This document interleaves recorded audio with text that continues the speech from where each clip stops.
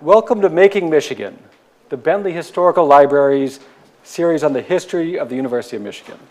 I'm Andrew Rutledge, Bentley historian and research associate, and I'm very pleased to welcome all of you tonight to the historic Detroit Observatory, a division of the Bentley. And I'd also like to welcome our online audience on YouTube. Thank you all for joining us. Library's series on the history of the University of Michigan. Oops. I'm Andrew Rutledge. Let's mute that for a second. I'm sorry. I also want to welcome all of you and thank you for coming out on a really kind of depressingly cold spring evening. Thank you so much. But tonight we have a very exciting and I think important presentation. The Making Michigan series is to share stories and analyses of the history of the University of Michigan as broadly as possible. Most of these stories, I admit, are generally positive, for U of M has objectively done incredible things and has hundreds of achievements in education and research of which it is justly proud. But we've also had sessions discussing some of the many times Michigan has failed to live up to the values it professes and seeks to embody. For like any institution, or any individual for that matter, the history of the University of Michigan is complicated, a mixture of good and bad, noble intentions and ignoble deeds. Documenting, understanding, and sharing the university's history is also the goal of our speakers tonight, the Inclusive History Project. First charged by President Mary Sue Coleman, and then again by President Santa Ono in 2022, the Inclusive History Project seeks to provide a critical re-examination of the university's history that stretches across all three of its campuses, Ann Arbor, Flint, and Dearborn, as well as to Michigan Medicine. Its goal is to better understand the full history of the university, including its record of inclusion and exclusion, and to consider what actions that history demands of the present. The Inclusive History Project's work is divided across a number of project sites. And tonight we are joined by the research team from one of those sites, the 1817 Project. Taking as its starting point a re-examination of the transfer of 1,920 acres to the newly founded University of Michigan by the Ojibwa, Odawa, and Potawatomi nations in the 1817 Treaty of Fort Meigs, the 1817 Project seeks to understand this transfer and the longer-term consequences of it in relation to broader histories of Native American land dispossession in the Great Lakes. It's a long day, of Native American land dispossession in the Great Lakes region.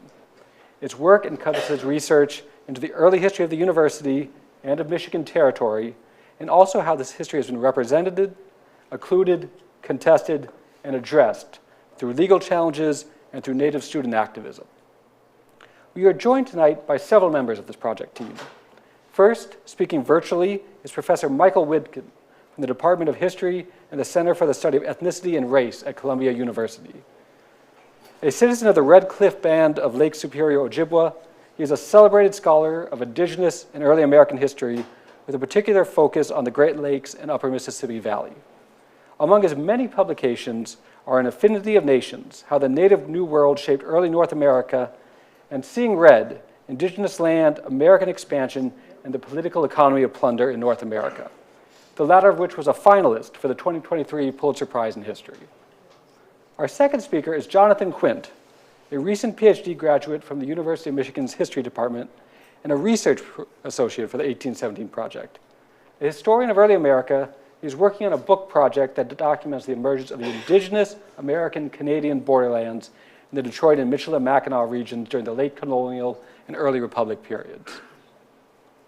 Cheyenne Travioli is a second-year PhD student in the Department of American Culture.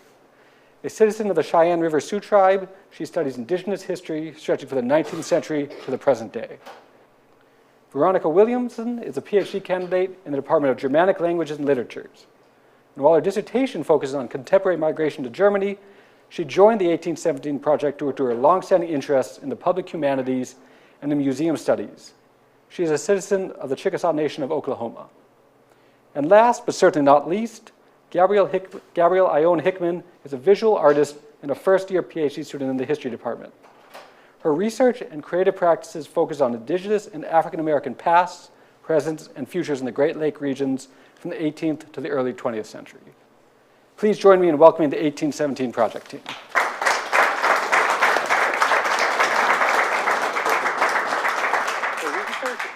practices focused on indigenous and African American past, present, and futures regions from the 18th to the early 20th century. All right, all yours, Professor. Please join me in welcoming the 1817 project team.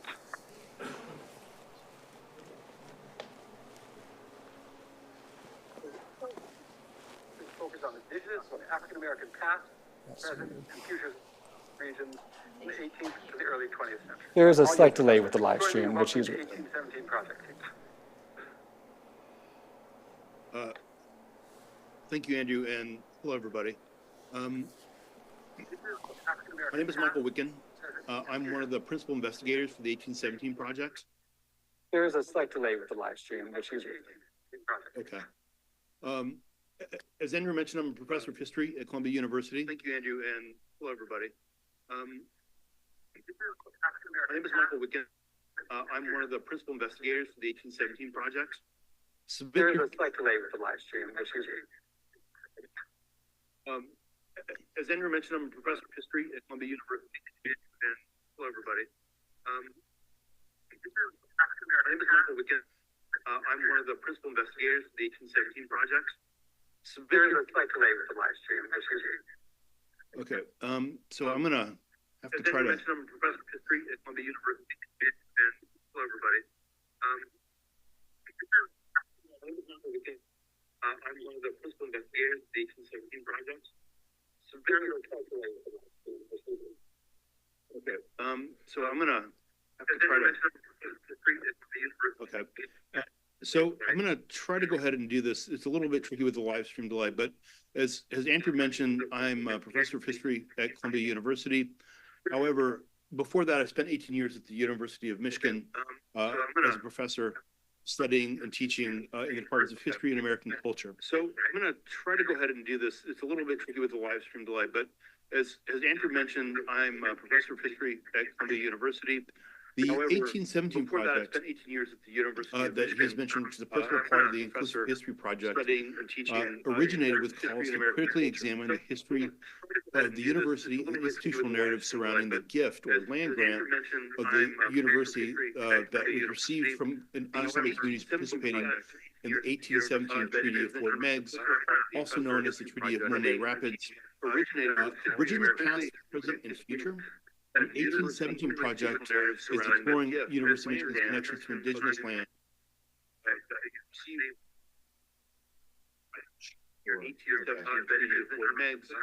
Also known as the Treaty of Monday Rapids, bridging the past, present, and future.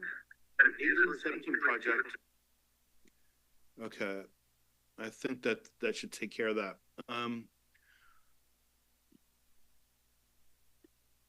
Sorry for the delays, everybody. So as I mentioned, the 1817 project, which explores the transfer of land from Anishinaabe peoples to the University of Michigan through the 1817 Treaty of Fort Meigs. 1817 project currently encompasses two main research areas, one focusing on 19th century politics of land dispossession, and the other tracking the university's shifting relations with Native American students and tribal communities in the Great Lakes region throughout the 20th and 21st centuries. It's been a real pleasure for us to have a chance to share some of this important work. We're looking forward to sharing that with you this evening. As a starting point, I'd like to tell you a little bit about this kind of very large research project, an interdisciplinary research project that the university has taken on with the Inclusive History Project. This is university-wide research and public engagement initiative sponsored by the University of Michigan's President's Office, the National Center for Institutional Diversity, the IHP's work to tell the 200 plus years of history of the University of Michigan, as well as its national and global impacts, necessarily stretches across all disciplines, schools, colleges, as well as the 3 campuses and Michigan Medicine. The IHP was launched in July of 2023 and now includes 12 major project sites, including this one, the 1817 project. The IHP also has major projects on the histories of Hill Auditorium, athletics, and the African American and Jewish student experience, as well as UM's extensive colonial involvements in places like the Philippines. The Inclusive History Project is already one of the largest and most comprehensive university history initiatives operating today. When this initiative was launched 2 years ago, the IHP Framing Committee explicitly named the question of the university's 1817 origins in relation to Native American land dispossession as the highest priority for the project. This is why the AHP began with the 1817 project in the fall of 2023. This is also why the AHP has invested considerable energy, resources, expertise, and collaborative effort into supporting the work of our presenters, who are pleased to share their work with you here tonight.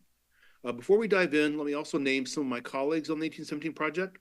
First, I want to name my fellow PIs, Bethany Hughes, an assistant professor of American culture, and Eric Hemingway, who's the director of repatriation, archives, and records for the Little Traverse Bay Bands of Odawa Indians, both of whom have helped to build these research projects and presentations that you're about to hear. Second, I want to thank the members of the 1817 Advisory Committee. In addition to the three PIs, this group includes Ephraim Brammer, Assistant Dean of Rackham, Michelle Cassidy, an Associate Professor of Native American History at Central Michigan and University of Michigan alum, Jay Cook, Professor of U.S. History at the University of Michigan and the Director of Research for the IHP in Ann Arbor, Matthew Fletcher, Professor of American Culture and the Harry Burns Hutchins Collegiate Professor of Law, Jalen Green, a grad student with the Gerald R. Ford School of Public Policy, and finally, Deborah Richmond, who's a tribal historian for the Burt Lake Band of Odawa and Ojibwe Indians. This project it represents an outgoing effort to not only bring in scholars across the United States, across the university system, but also to work with tribal historians, tribal educators. Also, we've been reaching out to state and county educators throughout Michigan in the hopes of drawing them into this project. We're both creating research and information that can be used for them in public instruction in the K-12 level, but also we're trying to create these kind of bridges so that our research is in touch with the tribal communities that remain in Michigan State. And we've been, from the beginning, a collaborative process working with these different constituencies, as well as with scholars and research at the university. So before I transfer this or wrap things up and transfer this over to Jonathan, I want to say a couple things about why Michigan and why the University of Michigan. This history is really important in terms of understanding our nation's history. And the histories that we're looking at tonight, specifically surrounding the Treaty of Fort Meigs that helped to establish the university, occurred at a real pivotal time in American history. This is the era of Indian removal, which happens throughout the southeastern part of the United States, or what we should be called the Old Southwest. The Old Northwest, or what we might think of now as the Great Lakes, doesn't undergo Indian removal in the same fashion, in part because the demography of the region is different. It settles much slower. There isn't a big explosive need for land as there was with the cotton explosion in the southeastern colonies, the development of cotton extraction and production industries centered around slavery, chattel slavery. The University of Michigan, or the state of Michigan, is a good example of this. Founded as a territory in 1805, there were less than 5,000 people in the territory. As late as 1820, there are still under 10,000 people in the territory. And by the laws of the Old Northwest Ordinance, you had to have 60,000 to become a state. And so it's not till after the Erie Canal is completed in 1825 that the population of Michigan really begins to grow. And we have settlers pouring into the state. So by 1830, we've gone from about 9,000 to about 80,000 settlers just in the lower peninsula alone of Michigan territory.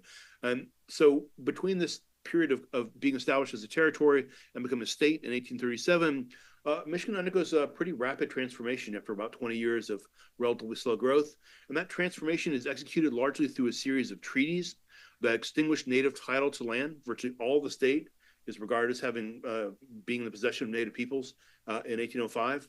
By 1837, there are only a few small reservations left, with the rest of that land being transferred to the public domain of the United States.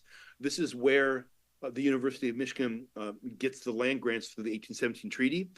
These are sections of land that have been surveyed by the federal government, and that treaty stipulated that 2 sections of land would go to the university to facilitate the development of a university in Michigan. This wasn't land that the university was built upon. Rather, that was land given to the university as an asset to be sold so that the money could be used to finance and develop the university. And one of the things that's so important about this is that that method of financing and capitalizing the development of all the major institutions of the state itself really occurs through this transfer of land that happens through the treaty process that take land out of Indian hands, put it in public domain, and then sell that land for profit to settlers, to state people, to various state institutions, institutions that are pivotal to the development, like universities, but also railroad systems, all come from land grants that, again, aren't land that's transferred that institutions are built upon, but rather land that's given to institutions that's then sold, with taking the money from those proceeds to develop anything from canals to universities to railroads to homesteads. So the University of Michigan and the 1817 project fits within this history, and what we aim to do is explore that and look at the extent to which Michigan and indigenous population, indigenous history, and American history are all deeply, deeply intertwined. And with that, I will conclude and pass the ball over to Jonathan. Thank you.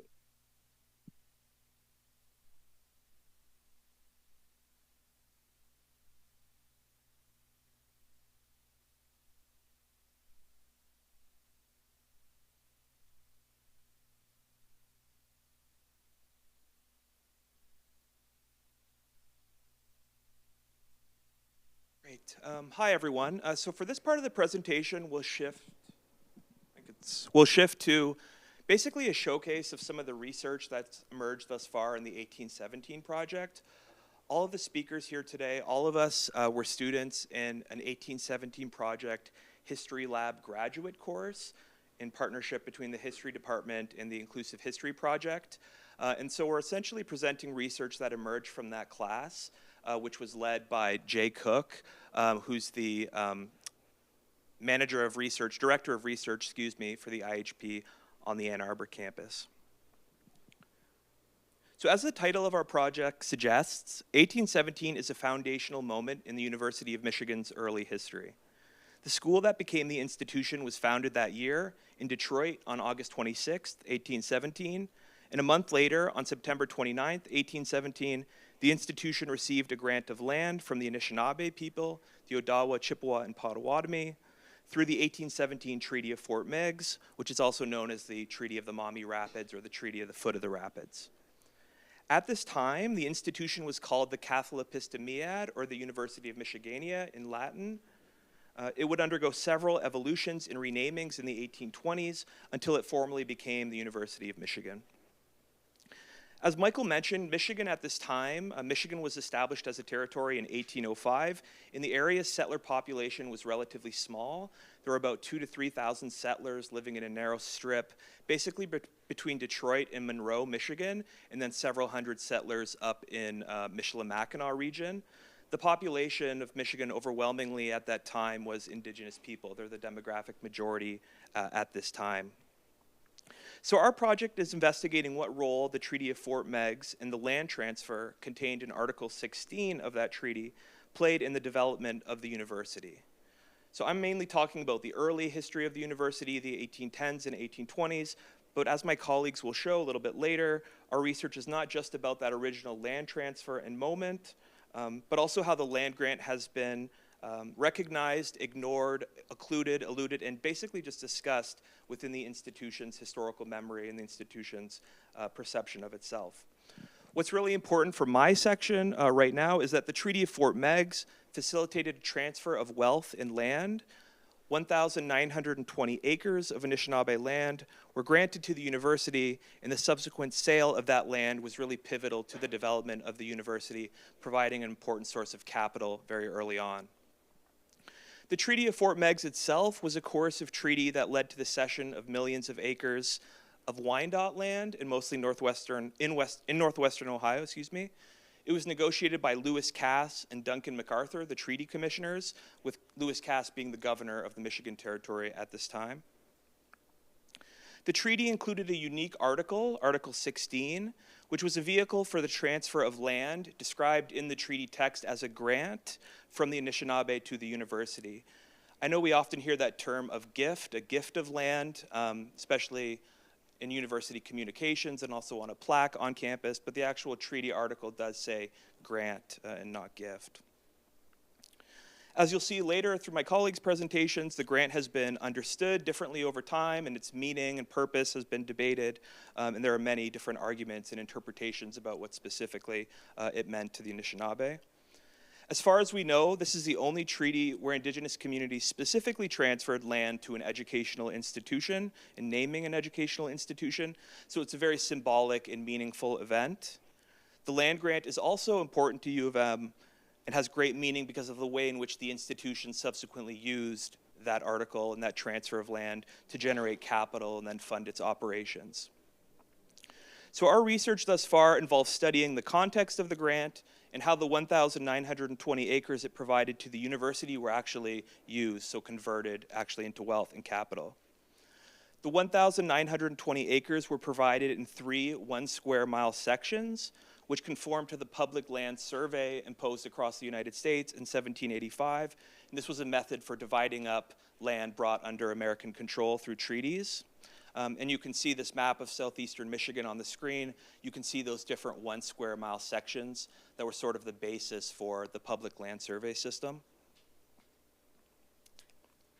So through our research, we now can say concretely where U of M actually placed or located those lands it received through the treaty. So again, just looking at the map, these different sections that are numbered with red labels, that indicates where U of M actually located or placed the lands that it received through the treaty. You can see some portions of the land were in Wayne County. Most of the land was in Wayne County, near what's today Trenton, Michigan, in the Downriver area. There was also a section of land in the northwest corner of the present-day boundaries of the city of Detroit. It's near Rouge Park, if anyone's familiar with that area. And there was also a section, 2 sections near what's now Farmington, Michigan, in Oakland County. So in placing these different sections on these maps, we're able to get an understanding of why U of M chose these particular parcels. So many of these lands were actually located along rivers, which were essentially the main forms of transportation in this period. Before roads and highways, rivers were really important. So you can see sections near Trenton were on the Detroit River, which is really the main transportation corridor in this region. The sections in Farmington and near what's today Rouge Park were on the Rouge River, so an important form of transportation or method of transportation in this time period. We're also able to look at the surveyor's notes that were surveying these parcels in about 1818 and 1819. So we're able to understand what was actually on the land when U of M claimed it. We have an understanding, or we're able to tell so far that a lot of the land had really good soil quality, so it was really suitable for agriculture. Some of these lands also had many maple sugar groves, so it offered maple sugaring to settlers that would move through the area. And some of these parcels were already cleared of trees or sort of prairie. So these were all parcels that were desirable to settlers with qualities that would attract settlers. And so through that, we can say U of M was very much seeking land that would fetch a high price and that would sell quickly. So after formally taking possession of these lands in 1824, those lands were sold in the late 1820s and 1830s through a combination of auctions and private sales, often to settlers from New England who were moving into Michigan during this time period. We like to describe this process as like alchemy, so turning a material, in this case indigenous land, into wealth, into capital, and a financial resource that the university can use. Looking at some of the university records, we're also able to tell what U of M did with the proceeds of these land sales. So in a lot of the cases, the proceeds were used to pay instructor salaries. They were used to pay off debts that the institution had accrued with local merchants. And also some of the U of M trustees had lent money, so there was debts being paid off. And there was also mention of repairs to the university's building in Detroit, so a sort of like capital improvements of U of M's buildings. This was a time when U of M had few other financial resources, so the proceeds of the land sales were really foundational to the development of the university, essentially a cash infusion in its really early years. We therefore like to say, and this is something Michael said in his remarks, U of M was built both on and through Native American land, so it's built on land ceded to the United States through the 1807 Treaty of Detroit, but it's also built through that land, so sales of indigenous land to generate capital for the institution. I think one thing I'd like to stress, importantly, at this time in the 1820s and 1830s, U of M actually wasn't yet offering college-level classes. It did have a primary school and what was called the Classical Academy, like a secondary school, operating out of one building of Detroit, but actual college-level classes would come later in 1837, between 1837 and 1841, when U of M moved from Detroit to Ann Arbor. So with these slides, I just want to give a little bit of a preview or a showcase of some of the different primary source materials and archival materials that we use in our work. And this particular slide shows the historical development of U of M's lands in the Trenton area. So the first map you can see on the left is the original surveyor's map from 1819. The different parcels of land that are underlined in red are parcels that U of M held and acquired through the Treaty of Fort Meigs in Article 16. The map in the middle is taken from the U of M trustees' minutes, which are held at the Bentley, and this shows how U of M took those 3 sections, broke it down into even smaller tracts and pieces of land, basically to facilitate the quick sale of those lands. So settlers couldn't purchase, just didn't have enough money to buy a large tract, so they could buy these smaller purchases that were broken up. And this image on the far right here indicates where those lands were. It's overlaying that land over what's today Trenton, Michigan, just to give you a sense of where that land was. And you can see that it's much of downtown Trenton. Some other images here, just to briefly discuss. The image of the open page is just a photo I took of the University of Michigan's trustee minutes, which are again held at the Bentley. This page describes the process of selling U of M's land in Farmington, Michigan. So it lists specific terms. There were installment payments for a lot of these purchases. It just gives us a sense of when the land was sold and how much money U of M attained through the sales. The second item is a bound volume, and this is also at the Bentley, and it's what's called a tract book. Tract books are essentially inventories of public domain land that were held in different regions. As U of M or settlers purchased or acquired land, those purchases were recorded in this book by government officials as a way of just keeping track of which lands were available and which lands had been sold. And these books are part of the governmental paperwork and bureaucracy involved in this process.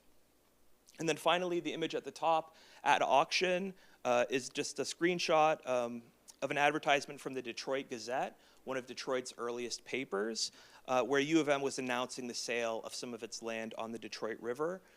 Looking at this particular source gives us an understanding of how U of M was marketing and then selling these lands. So this mentions that the land is on the Detroit River, so offering access to the market in Detroit and access to transportation, but it also mentions there was a military highway crossing the tract. So just giving us an understanding of how U of M is marketing this land.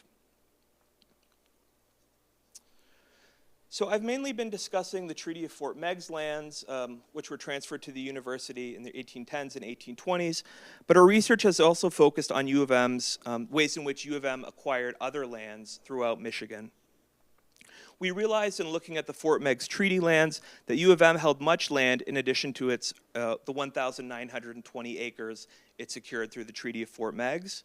In fact, the university received about 44,000 acres of land from the federal government, and these were grants of land specifically designed to promote the creation of higher education in new states and territories like Michigan and also throughout the Midwest. In this map here, it's really the start of our effort to actually map where those different parcels were. So each of those red squares on the screen represents one square mile parcel that U of M held in different regions of the state. And so we just get an understanding of where those lands actually were. So in Michigan, these lands were provided specifically through an 1833 law granting land for the establishment of what was called a seminary of learning, the University of Michigan. And of course, U of M wasn't alone. It wasn't the only institution of higher education that was receiving these grants of land. In the early 19th century, many institutions throughout the Midwest received these grants. We do think it's interesting that given Michigan is acquiring these lands in the 1820s and 1830s, this is very early relative to the 1862 Morrill Act, which establishes land-grant colleges, for example, MSU or the University of California system. This is occurring, U of M is receiving these grants of land much earlier in the 1810s and 1820s, so we're wondering if perhaps U of M might have been a blueprint or model that later informed the Morrill Act, for example. So just to conclude here and wrap up, if we recognize that this land was brought under American control through treaties, we can see that U of M is very much wrapped up in, paralleling, and involved with colonization and settlement throughout the Midwest, and particularly Michigan. It's benefiting from indigenous dispossession and the acquisition of indigenous land, whether the federal land grants from the government or the Article 16 land grant between U of M and different tribal communities. So for U of M, many other institutions, like Michael mentioned, state governments, local governments, and even ordinary settlers moving into this space, the acquisition and sale of indigenous land was a key resource and a pathway to development and growth as people are moving into and settling in these areas. So I'll turn it over to Gabrielle. Thank you.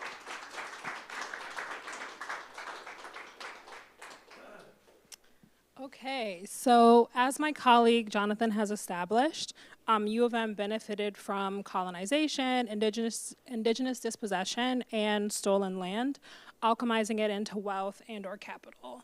And so as we've worked to understand how U of M came to be established in the colonial landscape of 19th century Detroit, we realized that UM also benefited from the institution of slavery in colonial Detroit, the Michigan Territory and the broader Old Northwest. Because after dispossessing the Anishinaabe of their land, prominent Detroit families needed labor to work it, and that was labor that they also stole. So on this slide, these are the names of 3 people who were enslaved in 19th century Detroit: a Negro man named Pooh, 2 Pawnees women named Susan and Charlotte, and Pawnees means that these women were indigenous. And so their names are listed in the Articles of Incorporation of the Abbott family business in 1789. And James Abbott Sr. arrives in Detroit in 1768, and so kind of sort of not far from here. In downtown Detroit in 1789, he establishes this aforementioned business with his son Robert. And in this document, or in this photo is pulled from the larger sort of Articles of Incorporation of their business. And in the section here, James Sr. and Robert, again his son, were directing how their sort of shared estate would be metered out should anything happen to them. And their enslaved peoples were listed before the Abbott family's cattle, horses, household furniture, and merchandise.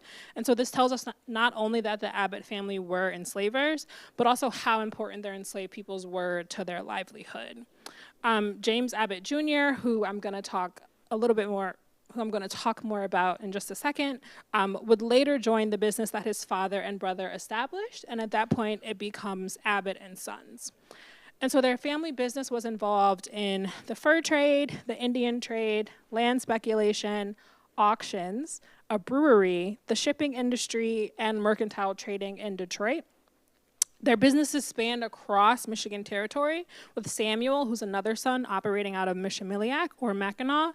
And the family had land holdings all the way to Fort Wayne, Indiana, and Prairie du Chien, Wisconsin. And so in this way, the Abbott family is very representative of many of UM's early trustees, donors, and administrators in terms of the businesses that they were involved with, as well as the sort of breadth of their land holdings. And as I mentioned, after dispossessing the Anishinaabe of their land, the Abbotts and other prominent Detroit families needed enslaved labor to work it. And so the Abbotts enslaved people from when they arrived in Detroit in the 1760s until the 1810s when U of M was being established, and the institution of slavery persisted in Michigan until the 1840s after Michigan became a state. And just to reiterate, in Michigan/Detroit, enslavement was of both indigenous and African peoples, with indigenous peoples being the majority of those who were enslaved.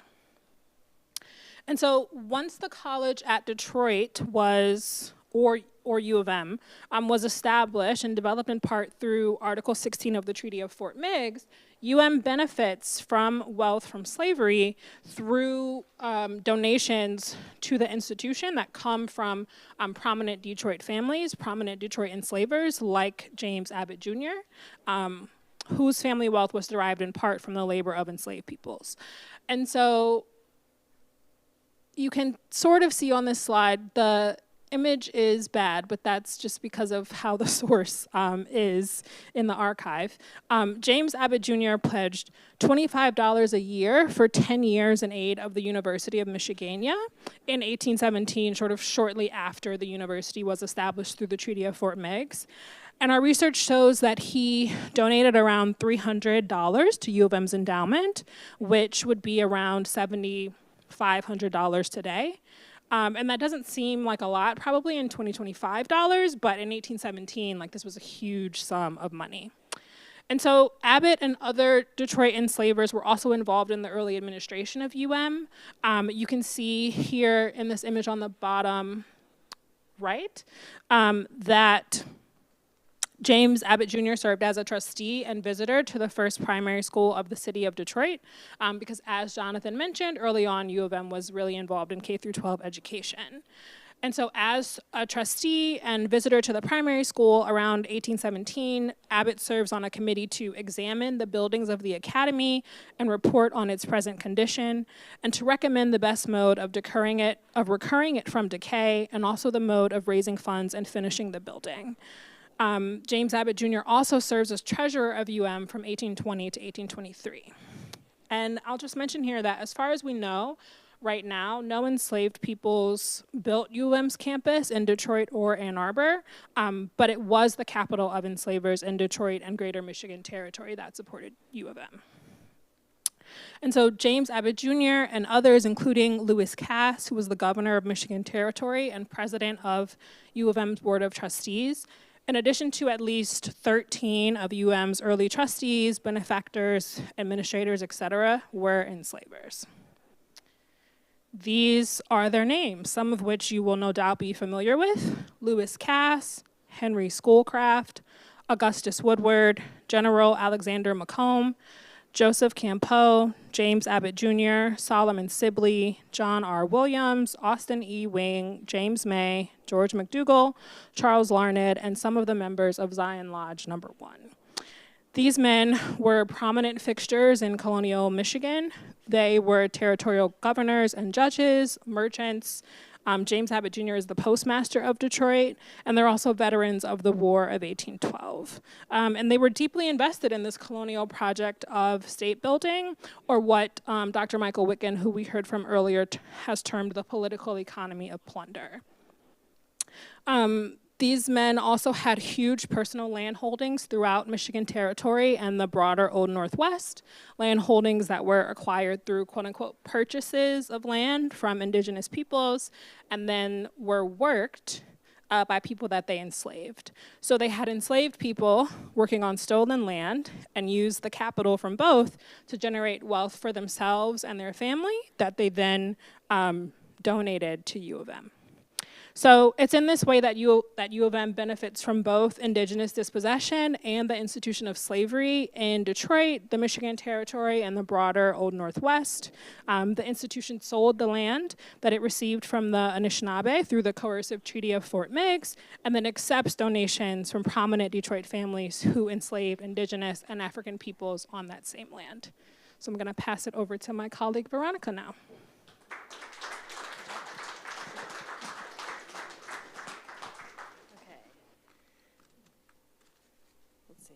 I hope you all bear with me as we jump 150 years forward. So this jump will hopefully illustrate some of the ways that these treaties in history, now over 200 years old, carry substantial weight through the past and into the present. And for my portion of this presentation, I'm going to highlight just one moment of acute treaty awareness which emerged during the early 1970s student activism. And student activism was not unusual at this time in the wake of the Civil Rights Movement, the 1968 student protests, and the American Indian Movement. And Michigan was no exception. Is that better? Okay. On Michigan's campus, this energy emerged through various student actions, including the Black Action Movement in spring 1970, which you can see a headline from the Michigan Daily here, as well as a petition titled How to Make College Material, submitted to Regents by the student group Chicanos at Michigan in spring of 1971. And what I will focus on now, Native student activism spearheaded by Anishinaabe student Paul Johnson in May 1971. In many ways, Paul Johnson was well suited for this type of work. He had completed his bachelor's degree and played football for Michigan. After finishing that degree, he began working as an assistant football coach here. At the same time, he pursued master's degree in education and social work, and he worked as an assistant in the admissions office. So all of this likely provided insight into the shortcomings in Native student retention and recruitment, as well as an awareness of how the university administration itself operated. And this quote is from a 16-page document written and circulated by Johnson to the regents and administration, and it summarizes the kind of mood of the time and the continued relevance of the treaty into the 1970s. Johnson writes, "The Indian has been totally ignored by this university, but the same university does not hesitate to publish the fact that it was established by the Treaty of 1817 at Fort Meigs. In actuality, this university was founded on lies, deceit, fraud, and more of the same broken promises handed to Indian people." And his proposal, much like the one circulated by the Chicanos at Michigan group shortly before, inverted institutional narratives, namely that Indigenous students were not underqualified or underprepared for the university, but rather that the university was lapsing in its responsibility to recruit Native students and to protect discrimination once they were on campus. And this is a second quote from that report. The part in orange reads, "The implied rationale has been that there is something wrong with the Indian student or his family. There is never the possibility suggested that something is wrong with the schools or the system for that matter." Ooh, not enough hands. And while Johnson's proposal raised awareness of the issue on campus, the administration at the time was not concerned necessarily directly about the content of the proposal, which outlines specific requests for more support, but also they were concerned about coalition building potential among underserved minority groups. And the Bentley Library has numerous sources that are particularly productive to understand kind of administrative responses to student unrest, which I'll eventually focus more on. But this slide shows a letter from William Haber, who was special advisor to the executive offices at the time, to Alan Smith, who was VP for Academic Affairs, as well as Robin Fleming, who was then UM president. You can see I've pointed this arrow. There's this sort of caution of coalition building in response to all these petitions being filed. And so it was not until Johnson actually filed a lawsuit against UM seeking to enforce compliance with the treaty that people began to take a more active note of Native activism and discontent on campus as an independent issue worthy of attention. And Johnson's report and eventual lawsuit circulated in campus and local and regional press throughout the following decade. And you can see a range of headlines here from the very first summer when it was launched. So we have Indians threaten you with suit, Indians sue you, UM sued to educate Indians, and University of Michigan reneges on Indian treaty. Between 1971 and 1981, this issue and case was taken up within the university, the county, and the state. And ultimately, the court case could be considered unsuccessful from a legal standpoint that looks only at the specific case itself. After a decade-long court that moved from the Washtenaw County Circuit all the way up to the Michigan Supreme Court, the court ultimately ruled that there was insufficient evidence of fraud or malfeasance on the part of the university. But I do want to point out that in between the case being launched and the court's final decision, we do have Michigan as a state announcing the Native American Indian Tuition Waiver Program, which is now known as the Michigan Indian Tuition Waiver, which partially addresses some of the concerns of Johnson's advocacy work. And so that kind of shows how while the court case was insufficient, there was also movement in other ways, and the advocacy had a broader impact than just that one case. And I want to briefly highlight two key debates of this case. This is just to give a sample of how, due to the age of the treaty, the case was particularly interesting. And believe me when I say that everyone had to become a historian and attempt to understand UM's history, a lot of the stuff that Jonathan just went over, in order to kind of engage with this case. And so one key question was who even made the agreement in the original treaty? And this played a major role in the court case. Arguments were set forth that the University of Michigan was only 1 month old when the treaty was signed, and therefore Lewis Cass acted in his capacities not as a founder of the fledgling university, but rather as a treaty commissioner on behalf of the US government. And therefore, the university, according to this logic, was not party to the treaty and could not make any undertaking express or implied. And so if we follow this logic, recourse for Indian education should be to the government and legislative powers, not the university. And you kind of see that emerging in the background with the Native American Tuition Waiver Program. A second key debate was a trust established? The plaintiff argued that Article 16 created a trust, which the university had lapsed in maintaining, but the defendant denied that any trust was made and that the lands were a gift. And I'll recall that Jonathan mentioned what is written in the treaty is that it's a grant. And so everyone's kind of wondering, what does that mean in today's term? What did that mean in historical terms? But this idea that a trust was not created, that it was a grant, that it was a gift, became the defense's main argument. And this letter on the right side of the screen is hard to read from where you're sitting, but it's one example of how the lawsuit was a topic of conversation and debate among the highest level of university governance. So this was written by William Cudlip, who was a regent at the time and an attorney, and it's to Roderick Dane, who was serving as UM's general counsel for this case. And Cudlip is sort of providing his personal expertise and advice to Dane on what it means to use a trust, and how you can like legally define a trust or not. This is, so Paul Johnson was, he sued the university saying they were not in compliance with Article 16 of the treaty. So they were not upholding that promise to educate Native Americans hereafter. And that was shown by low student enrollment, low retention, lack of tuition waivers, that kind of thing, yeah. And so debates and updates related to the case are present in letters like that previous example, to and from all sorts of administrators, as well as in monthly litigation memos penned by Roderick Dane and submitted to the regents. And these are often very kind of dry with minimal updates. The update on the left basically has a court filing update, but they occasionally reveal this kind of glimmer of fascination with the novelty of the case and the age of questions being asked. So in this example on the right, Roderick Dane has kind of editorialized it. He says, simultaneous briefs are due on September 29th, 1978, 161 years to the day from when the date born on the treaty. So there's these kind of glimmers of fascinations among the administrators. And so, oops, I've lost my place, I'm sorry. Oh, and so these last two images gesture to how there's this rich institutional history present in archival documents of previous administrations, and they help us to kind of think through a few questions. For example, how did the university understand its own history and historical obligations at that point in time? To what extent was the university concerned about proposals like Paul Johnson's and the issues raised by minority students? And also, how did administrators approach such student activism? Were they thinking about it as a public relations image or issue, as a moral issue, as a financial issue, as a legal issue? With that, I will pass it to Cheyenne.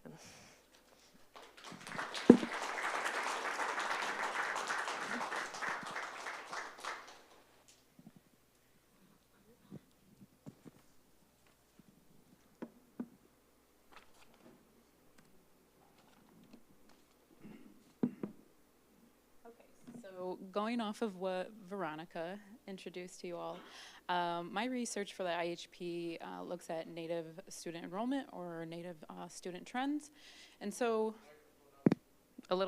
is this better? Okay. So original research questions going into this project were influenced by my own undergraduate experience here at the University of Michigan and as an Indigenous student. So I often found in my undergraduate experience, often looking for others like me in the classroom setting, and then again, questioning where are we and why aren't we here? Why am I the only Indigenous student in this class? So this kind of made me dive in a little deeper with my questions, and so I was wondering what departments are Indigenous students enrolling in? For me, for example, I do focus on the humanities, so I was curious, are we enrolling in STEM programs? Are we, sticking with humanities? And then what are those departments doing to appeal to Indigenous students? What does their admission process look like? And what can these departments do to admit more students? And have they done anything to necessarily appeal? And so I wanted to go ahead with these questions and see if I could find any trends within the archive with any of the documents that the Bentley Historical Library has. And then I wanted to see if I could create a timeline showcasing these trends. And so I was recommended by one of our archivists to start with the creation of NASA, or the Native American Student Association, the Red Power movement, and as Veronica introduced to you all, the Johnson case. So I originally wanted to start in the early 1900s, but that is a lot of information. So again, going off the archivist's recommendation, I did start with the 1970s, so I did have to, shorten my passion a little bit. And so what you're looking at right now is, is the Bentley Historical Library's Excel sheet. So I was given this kind of as motivation or encouragement of what the Bentley Historical Library currently has. And so again, my passions were high. I was like, this is it. I'm going to find Native American students. However, in the archive, I did run into the issue of defining who Native students were. There's really no established record of Native students. We ran into the issue of, this either earlier on or even within the 1970s decade. We don't have the demographic enrollment cards yet. So I'm going to use their template as a model. They also use this for the African American Student Project. Yes. So looking at the documents within the archive, that first box that I was recommended, I'm looking at documents like the Native American Advocate. And again, we have, if you can see right here, we have the signature of Moose. So Moose shows up quite often in the Native American Advocate. So I'm looking for names, indigenous names, similar to Moose. But then I ran into the issue of, can I solely go off last names? Can I solely go off first names, especially indigenous sounding names? And then I ran into the archival question of whose right is it to define who's Native? Even though I am indigenous, do I have that right? Do I hold that right? And then going in, I did have the concern of if I encountered photographs, again, I might stumble upon a Native American who's a little more white passing, like myself, or even Afro-Native students. They might present solely as Black, but also they hold our indigenous identity. So again, who gets to define how someone identifies within our archives? So my collection so far has noted those who do identify explicitly, like Moose, within the Native American Advocate. So, as I've said, these are my concerns. I am, missing essential information. There is a gap in my data. But again, I am looking at students who are explicitly noted as Native American, like students like Moose or David Truer, who was a U of M PhD candidate, who has gone on postgraduate and has written books. But again, I'm looking at the Native American Advocate. Who were these students? What were their voices like? What were they wanting, voicing, demanding then in the 1970s? And then again, students like Moose were extremely vocal of their wants and needs as a student on the U of M campus here in Ann Arbor. And similar to present day and the demands of our Native American student body here on U of M's campus, there are demands for a cultural center, safe spaces to hold our indigenous identities, and overall to find community and a home away from home, because we are far removed from our communities in Ann Arbor. Students like Moose also spoke of demands in collaboration with the American Culture Department, where I currently am getting my PhD, and for the creation of their Native American Studies program. Also, the hiring of more Native faculty. This is an issue still today. And so as an Indigenous student within the American Culture Department, this meant a lot to me, knowing that, there was demands decades ago. And then I don't have it up here, but other documents that I did look at were from our Anishinaabe-Moan language course. And so I scanned the enrollment course to, again, look for indigenous sounding names, but again, run into the issue of might not have indigenous names. So again, document cannot, fully be trusted as it doesn't explicitly state who is a Native student at the time. So ending, this is my last slide. This is what I have been able to come up with just within that first archival box that I started with. So again, just going off of who is explicitly named as being indigenous or identifying, again, didn't live up to my passions of reaching what the Bentley Historical Library has with their own Excel sheet, but I think this is a good start, starting with the 1970s. And then just ending remarks I have for the IHP project and for everyone involved. I think that, my data kind of reiterates the concern of how can the university further repair its relationships with indigenous communities within the state of Michigan and beyond the Great Lakes. And so possibilities, for me can include maybe U of M Ann Arbor or all three campuses host a prospective Native Fair. Andrea Wilkerson of NASA kind of does this already. But again, maybe the university themselves can host their own or even collaborate with youth programs within our tribes here in Michigan to again to inform, what youth our universities are, currently looking for in their admission processes, what extracurricular activities they recommend.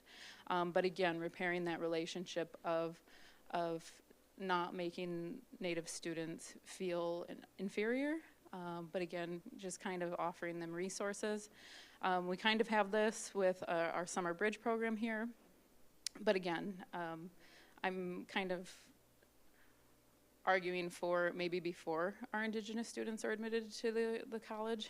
And then for me personally, with my own experience, again, back here for my PhD program, the hiring of more Native faculty. I do work with Matthew Fletcher, he is my advisor, but again, I am focusing on Indigenous studies, and Native faculty are hard to come by, and I do need that for my research and finding community still here on campus. So again, there's a lot to be done to repair our relationships with our communities.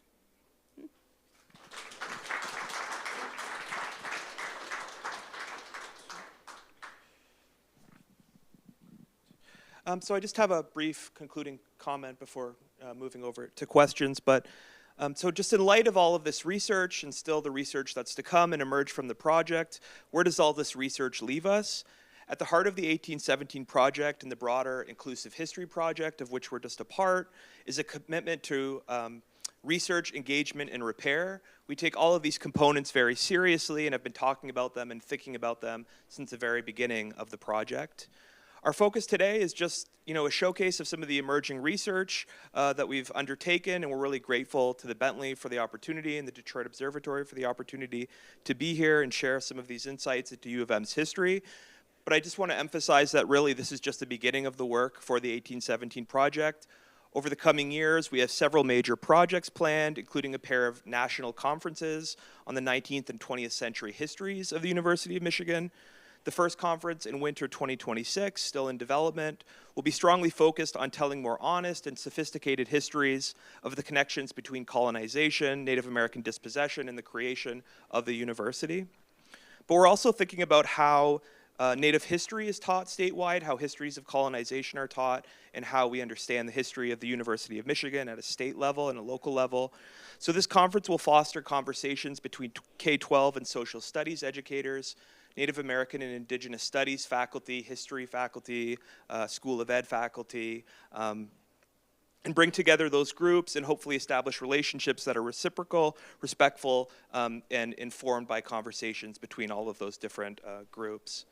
So this approach is shaping other major projects we have in the works beyond those specific conferences, including a digital platform to disseminate our research and just learn more about U of M's history, as well as teaching materials for K through 12 educators, media, different forms of media such as podcasts and videos, and other resources just to share this history that we're uncovering through our work in archives at the Bentley, the Clements, and other archives and libraries in Michigan.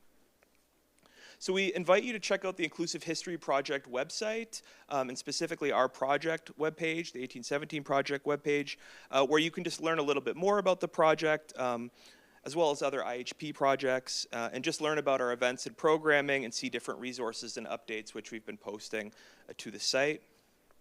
And I think just finally, just thanks to my co-presenters, it's been a great experience doing all this research with you all, learning all this material, but we're also part of a much broader team within the 1817 Project and Inclusive History Project, and so this is just to give you a sense of the size of our team and how everyone's involved in this project and working together.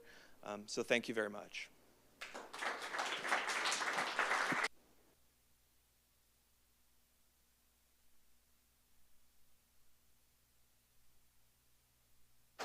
Well,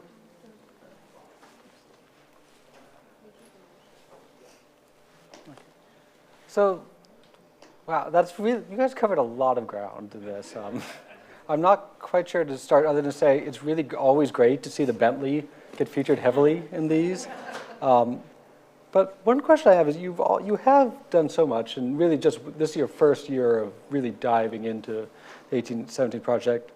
And what are some of the most surprising things you found in each of your research? I mean, you each do such different things. Maybe it's all as you expected, I don't know.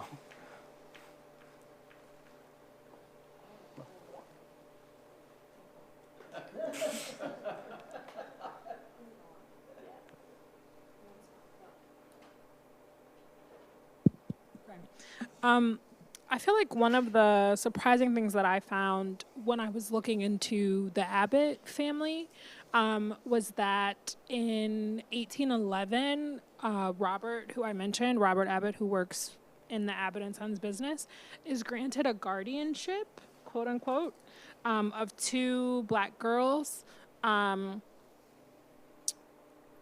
Elizabeth and Nancy, alias Bell. And this was really interesting to me because, like, who are they? And it very clearly specifies that they're black, and then that they were given guardianship of them. And so that was really interesting because around sort of the 1810s, like, the sort of attitudes in Detroit and Michigan Territory around, like, the institution of slavery sort of start to shift. And so you have, it kind of starts to be less popular. And so but then, like, people were also still trying to either get more enslaved peoples or keep their enslaved peoples, or, you see things where they're, like, transferring them as they're, doing, like, land transfers and things like that. And so I'm really kind of, like, haunted by, this archival source that names these two women in terms of, like, who were they? Why were they, quote unquote, put in Robert's care as a guardian? Is this just a way of naming them or, like, transferring them to him, because they were enslaved, but it's kind of like a way of hiding that, just, because of how the landscape is shifting at the time. So they kind of haunt me, and I'm hoping to be able to find out more about them as I keep doing the work. But yeah. I would say I started on the 19th century team, and this would not have surprised me there, but then I pivoted to the 20th century research and, like, this work on the 1970s. I think what actually surprised me most is how even in that kind of more recent history, there are still, like, these huge gaps. So I can really only talk about the institutional history of that case with the documents that exist still. And that surprised me when I made the jump to the more recent history, how there still are these kinds of, like, the questions you can ask or the questions you can answer are limited by the things that we have access to. And without kind of finding new private or personal archives that we can tap into, you kind of have to contend with that. And I feel like this is maybe also a big part of Cheyenne's project, was working with what exists and how that then affects what you can answer and what questions left open. And that's also interesting, is what's left open can be really powerful, but it's kind of a constant tension, hoping you'll find that document that can say something about, like, a different side or a different angle, or yeah. Going off of what Veronica has shared, again, what do we have available within the archive? I originally went in with my passions, wanting to create an established Excel sheet similar to what the Bentley has created, and I didn't quite get there, but instead, to my surprise, I was fortunately able to kind of build this relationship with the students of NASA in the 1970s. And though they're probably still alive, again, it just resonated with my own feelings being a student, an Indigenous student at the University of Michigan. And again, just kind of reassuring to feel like my demands and my necessities that I'm voicing now were once, demanded decades ago. And so it reassured that, there is continuation and erasure and our silence. But again, kind of felt heard by past Indigenous students.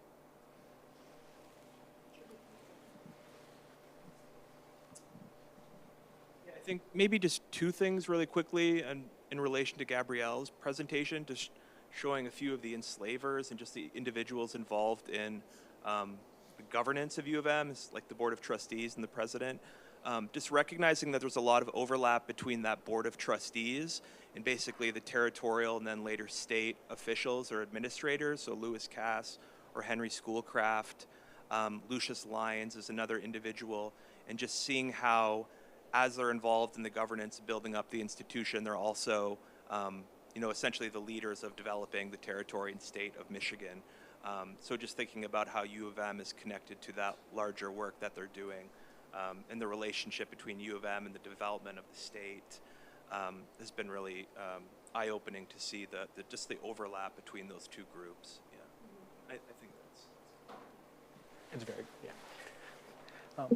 Now, one of the other kind of themes that connects all your work and your answers to the previous question is, we have these gaps, we have these silences, both deliberate and not so deliberate. I'm kind of curious, so you're starting to shed light on this history of U of M and these histories, I should say. What have been some of the responses as you started to share your work? Either from other students, the university administration or the public. What sort of responses have you been getting?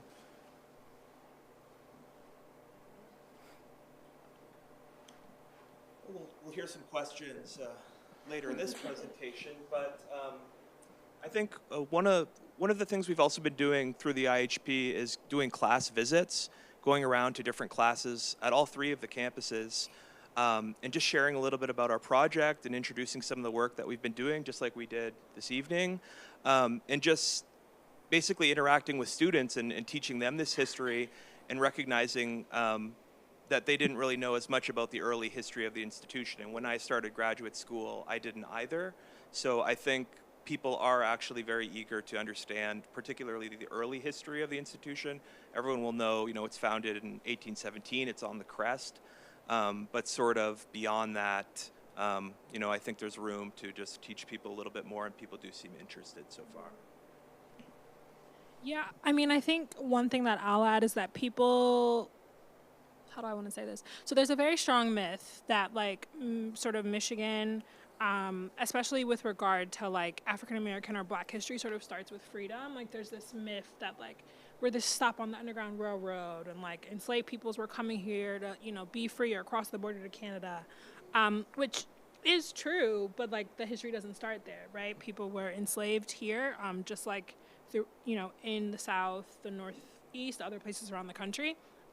And I think a lot of people don't know that, and are either very surprised by it, but surprised in a way of almost disbelief, of sort of not believing it. And I'm oh, but I have this source, that literally proves it. And so people have very strong reactions to that, because I think that knowledge doesn't live in the public consciousness of this place in the same way that it does, if we were in Georgia or Alabama, for example.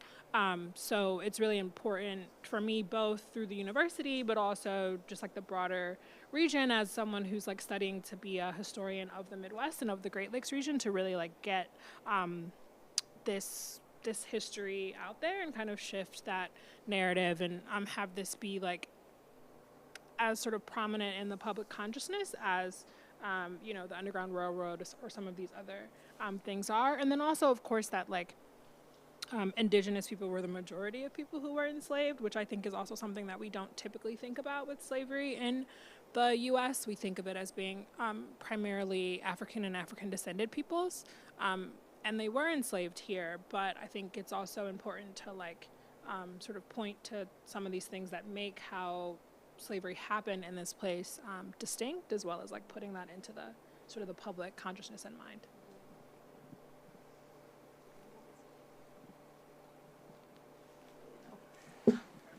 Well, I have a lot of questions, but I do know I should be a good host. So I'm going to open it up to questions from our audience, both here and in person. Please raise your hand and wait until one of our wonderful docents brings you the microphone, because that way everybody, both here and on the live stream, will be able to hear your question. So.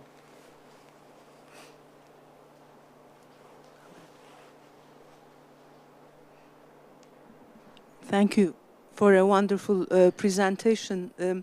I was interested that when you define archives, you define them basically as formal archives at the University of Michigan and only Michigan's archives.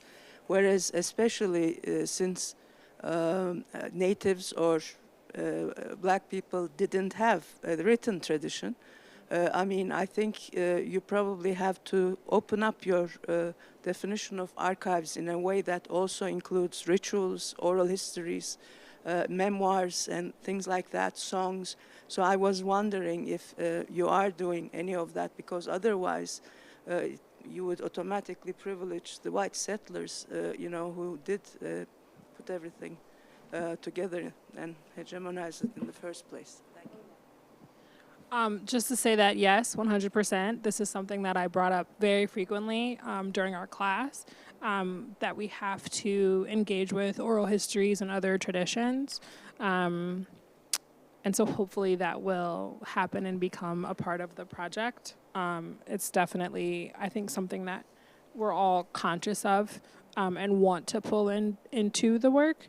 It's just about, establishing relationships, especially if we're going to be asking people to share their stories with us. So doing that in a way that's like reciprocal and responsible and all of that. But that's absolutely been something that has been on our minds and definitely on my mind, for sure. So yeah. Yeah, and probably Jonathan could speak more to this, but there are 2 like oral history projects going on to kind of collect different types of information or different types of knowledges.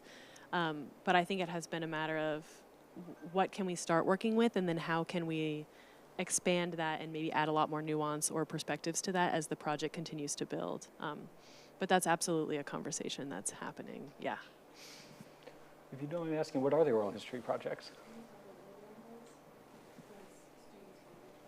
Sure, I think one of the IHP projects, although it's not specifically related to the 1817 project, it's run by Professor Bethany Hughes in the Department of American Culture. She actually gave a Making Michigan lecture last year here, which you can look up. But that particular project is about collecting oral histories of current Native students on campus, and I believe also Native alums, documenting, for example, their experiences on campus. I'm not sure that it's, like I said, specifically looking to the Treaty of Fort Meigs, but I think it would be interesting. I like that question because, I mean, some of my work, all of my work is focused in this moment on the colonial sources, like the trustees of U of M writing about this moment and what they're thinking about. But we don't have Native perspectives on the treaty at that time. So I think it would be interesting to talk with Veronica and see, maybe get into a little bit more detail about Paul Johnson's argument and how he's making that argument, and maybe he in the 1970s looked at people from his community or throughout Michigan, as a way of developing that lawsuit and making that argument. So I think that would be a way to maybe bridge the early history with some of the history that you've been looking at. Yeah. Occasionally you do find traces of different stories even within these kind of more traditional archives on campus. For example, you mentioned Lucius Lyons earlier, who was a colonial agent in the mid-1800s. But kind of buried within his collection at the Clements Library are these like transcripts of family genealogies and histories in the region, because they were trying to get treaty rights. And so you also kind of have these pockets that you can pull out too that are gesturing to a different history, to different agents in this story too.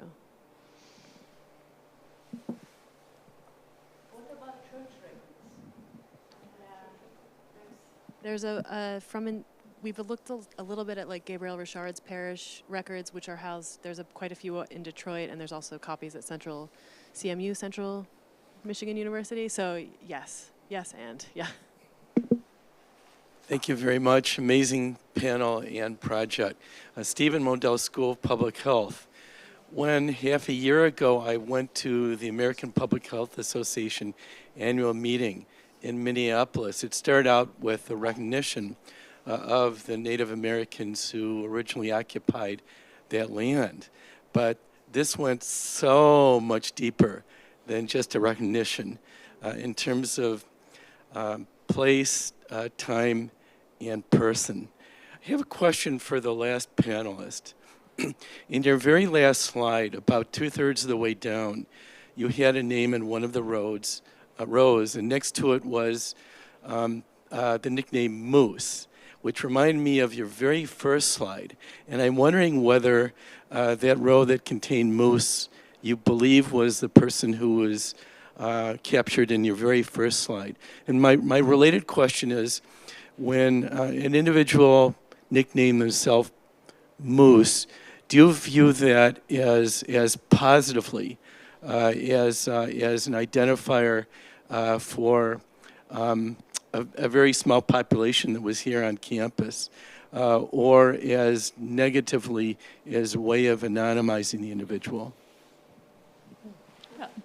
Thank you for your question. I think Moose willingly went by his name Moose. Oftentimes within our own communities, we are given our own indigenous name. I'm not entirely sure if that was his given Indian name. But he explicitly identified himself as Moose within the Native American Advocate. Now, his real name was mentioned, I think, once, but because I encountered him so often as Moose, I know him as Moose, I address him as Moose. So I think that was, and I can't, again, you know, I question whether if I can even speak for these individuals, even though I am Indigenous. They do hold their own voices within the archives. But to me, I guess I interpreted it as he was pride in his heritage. He was prideful in his identity as an Indigenous student here on campus. And so if we were to look at it now, I would say it's more of like a reclamation process. Like, we're here, we are proud in our identity, we stand with our identity, we stand with our name. So I'm going to turn to a couple questions from our online audience. We've had a lot of activity in the chat, a lot of interesting questions and comments. One of our online guests asked, how does the phrasing of land grant match with original peoples not believing that land was owned by anyone, much less able to give away or sell? Any agreement by them would be about sharing use.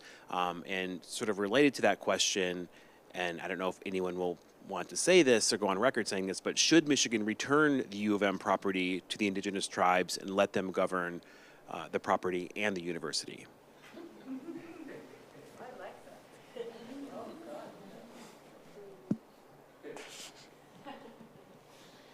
I could try to answer the first one. How about that? I think that's a really interesting point. Something that I've been thinking about is looking to some of the dictionaries that were produced, including by individuals like John Monteith, the president of U of M when it was established. And his collection at the Bentley, there's a dictionary where he was translating between English and Anishinaabemowin or Ojibwe. And it'd be very interesting to look for a term like grant or anything close to that with a shared or sort of similar meaning. But grant was, of course, an English term that occurs in a lot of treaties. And so the authorship of the treaty and that particular article, there's varied opinions on that. And so I, for myself, am still sort of weighing the different arguments, but I think, you know, there's the interpretation that was sort of inserted by Cass. This whole article is devised by Cass and inserted. So I think it's something we're thinking about, and but it's a really good question because there's a lot of unclarity and ambiguity regarding the whole article, much less particular words in the article. So it's something that we're definitely thinking about. Yeah. I would maybe, I don't know who this online viewer is, but you might find the court decision for the Paul Johnson case very interesting because they have to kind of, the court itself is like doing historical research that says what does it mean to like possess land, and then they're defining that in very like Euro-American ways, like it has to be cultivated to a certain standard. And then of course if you're defining land that way, like possession that way, then any other type of possession or public ownership or stewardship will necessarily be excluded, and then the court case is sort of from the outset lost because that's the like premise that you're going by. So I guess I would say that's a great question. I'm very interested in how like ideas of land stewardship and holding are kind of like changing rapidly at this time because of kind of the overlay of these settler perceptions of land. And we are working on some visualization projects that hopefully will kind of talk about how that process like mechanically took place over time. So stay tuned for that later. Yeah.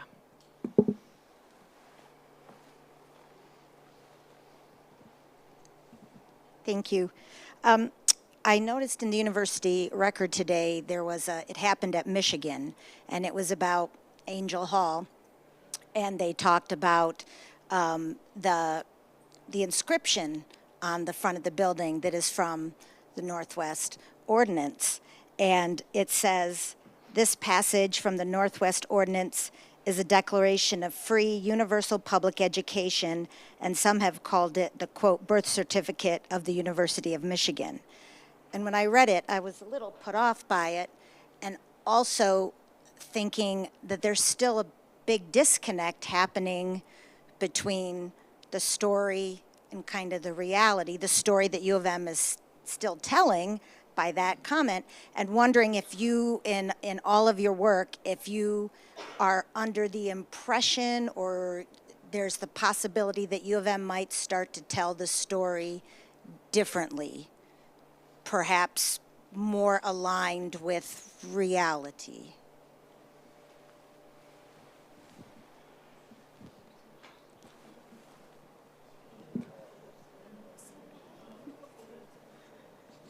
Okay, I'll clarify that I'm speaking for myself, not the 1817 project or the IHP. And I think that that's the hope, right? Like, I think that that's the hope in all of this research, but I mean, I know a question that we've all asked ourselves at different points is like, various sort of underrepresented or like quote-unquote minoritized communities on campus throughout the institution's history have made demands of the institution to be more inclusive. And I think Veronica's presentation really highlights, right, all of the different parties who were doing that. And so part of, I think, what we're hoping happens through our research is that, you know, U of M will be more truthful to the actual history that's happened, and also then, right, take concrete steps to actually respond to the various demands, you know, throughout the decades and centuries in like real and meaningful ways. Some of sort of how the institution responds is like out of our hands, right? So we do the research and we present the historical truth, and then we can make recommendations. I personally sometimes wonder what is the difference of like us making recommendations versus what like Native students asked for in the 70s versus like the recommendations from the Black Action Movement, and the right, like what's the difference or the sort of importance in doing it now? And I think internally we sometimes talk about that as like continuing to make a case for the university of like why it needs to sort of to straighten up and fly right, like why does the institution need to do that? And so I think that that's all of our like personal hopes as we're working on this project. But I can't, you know, I'm not the president or the regent, so I can't say, you know, what they're going to do. But I think that's what we're pushing for, and trying to like demonstrate through the research that we're doing. I think, do you want to add something? Go ahead. Again, similar to echo Gabrielle. The only response I have is that we need to remember that U of M is a colonial institution, and especially Native peoples and minority students, time immemorial have had to go up against colonial institutions. So regardless if the institution wants to acknowledge the real history or stick to a different history, our people will know the real history either through written form or oral form. So, and we will persist.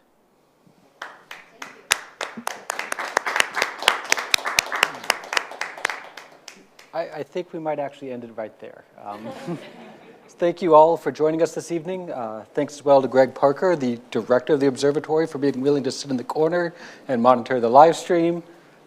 Thanks as well to the wonderful Michigan media team that makes both a live stream possible and a recording they're going to create, which will be sent to everybody who registered for this event and become a permanent YouTube link.